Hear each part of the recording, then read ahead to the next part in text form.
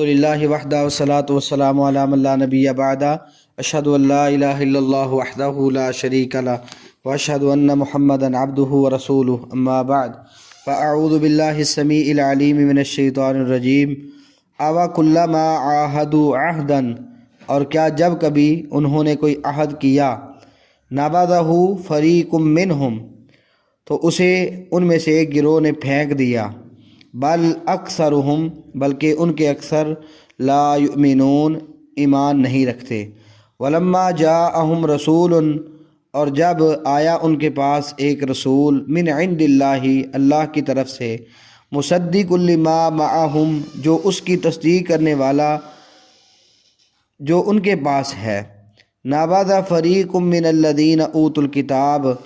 تو ان لوگوں میں سے ایک گروہ نے پھینک دیا جنہیں کتاب دی گئی تھی، کتاب اللہ، اللہ کی کتاب کو، وراء ظہورہم، اپنی پیٹھوں کے پیچھے، کأنہم لا یعلمون، گویا کہ وہ نہیں جانتے۔ ان دو آیات میں اللہ سبحانہ و تعالیٰ نے یہود کے حوالے سے اپنے نبی محمد صلی اللہ علیہ وسلم کو خبر دی ہے اور ان کی ایک کبھی عادت بتائی ہے۔ اصل میں یہودیوں سے نبی آخر الزماں محمد کریم صلی اللہ علیہ وسلم کی مدد کرنے اور ان پر ایمان لانے کا بھی عہد لیا گیا تھا، مگر وہ اس عہد سے پھر گئے اور کہنے لگے ہم سے اس قسم کا کوئی عہد نہیں لیا گیا۔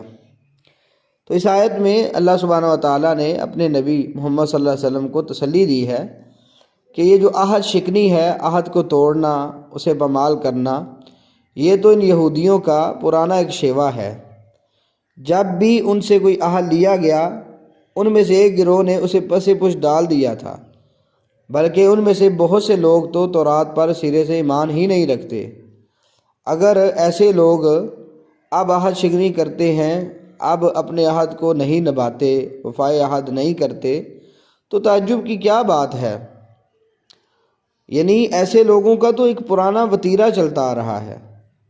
اور اگلی آیت میں اللہ سبحانہ و تعالیٰ نے اپنے نبی محمد صلی اللہ علیہ وسلم کے اوصاف ذکر کیے اور یہودیوں کا ان کے ساتھ طرز عمل بھی بتا دیا۔ یعنی رسول اللہ صلی اللہ علیہ وسلم میں وہ تمام اوصاف موجود تھے جو تورات اور دیگر آسمانی کتابیں،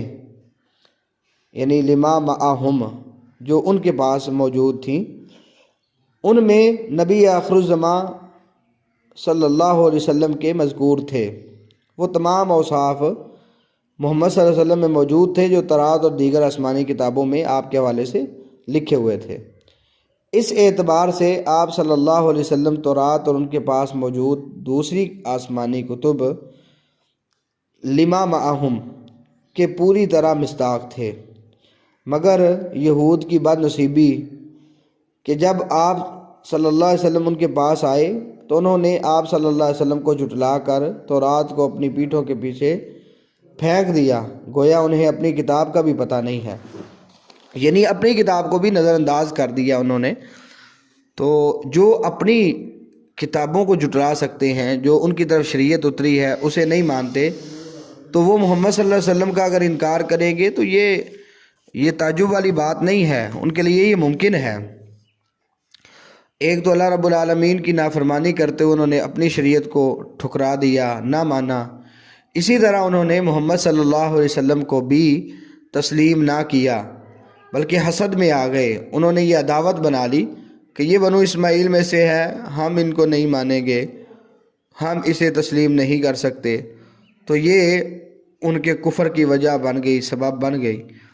یہ بات ان لوگوں کو جہنم کی طرف دھکیل کے لے گئی۔ اب جو نبی صلی اللہ علیہ وسلم کو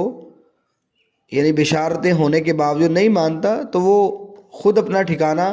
جہنم بنا رہا ہے۔ موجودہ بائبل کے اندر بھی نبی صلی اللہ علیہ وسلم کے اشارے موجود ہیں، عہد نامہ قدیم میں بھی موجود ہیں، اور عیسیٰ ابن مریم علیہ السلام بھی اپنی قوم کو، بنی اسرائیل کو یہی سمجھا کے گئے ہیں، جیسا کہ سورۃ صف میں ہے۔ انہوں نے کہا ہے بنی اسرائیل، میں اللہ کا رسول ہوں تمہاری طرف، اس چیز کی تصدیق کر رہا ہوں جو مجھ سے پہلے یعنی تورات وغیرہ اتری ہے، اور اسی طرح ومبشرم برسول یأتی من بعد اسمہ احمد، اور میں اس نبی کی بھی بشارت دے رہا ہوں کہ جو میرے بعد آنے والا ہے جس کا نام احمد ہے۔ لیکن جب ان کے پاس آ گئے تو انہیں واضح جادو کہنا شروع کر دیا۔ تو نبی صلی اللہ علیہ وسلم کی بھی حدیث ہے، آپ صلی اللہ علیہ وسلم نے فرمایا تھا کہ انا دعوت ابی ابراہیم، میں اپنے باپ ابراہیم کی دعا بن کے آیا ہوں۔ اور اسی طرح وبشرا عیسیٰ، عیسیٰ علیہ السلام کی خوشخبری بن کے آیا ہوں، انہوں نے میرے حوالے سے بشارت دے رکھی تھی۔ تو اتنی واضح نصوص ہونے کے باوجود انہوں نے جھٹلانا شروع کر دیا، نہ مانا۔ اور اس چیز کا انکار نبی صلی اللہ علیہ وسلم کے دور کے یہودی نہیں کرتے تھے۔ جب یہ آیات اترتی تھی، ان پر پڑھی جاتی تھی، ان کو سنائی جاتی تھی، تو کوئی یہ نہیں کہتا تھا کہ یہ ہماری طرف آیات اتری نہیں ہیں، ٹھیک ہے۔ بعض ان میں سے ایسے تھے جو احکام اللہ کو تبدیل کرتے تھے یا بعض چھپانے کی کوشش کرتے تھے، لیکن ان میں سے کچھ ایسے بھی تھے جو حق بات کہہ دیتے تھے، واضح کہتے تھے کہ ہماری کتابوں میں ایسے موجود ہے۔ حتیٰ کہ یہاں تک بھی ہوا کہ کچھ لوگوں نے نبی صلی اللہ علیہ وسلم کے نبوت کا اعلان بھی کیا، نبوت کا اظہار بھی کیا کہ آپ واقعتاً اللہ کے سچے نبی ہیں۔ تو نبی صلی اللہ علیہ وسلم نے یہ پوچھا تھا ان سے، تو پھر ما منعکم ان تتبعونی، اگر سچا نبی مانتے بھی ہو تو اتباع کیوں نہیں کرتے؟ تو انہوں نے یہی کہا تھا ہمیں ڈر ہے کہ ہمیں یہودی قتل نہ کر دے،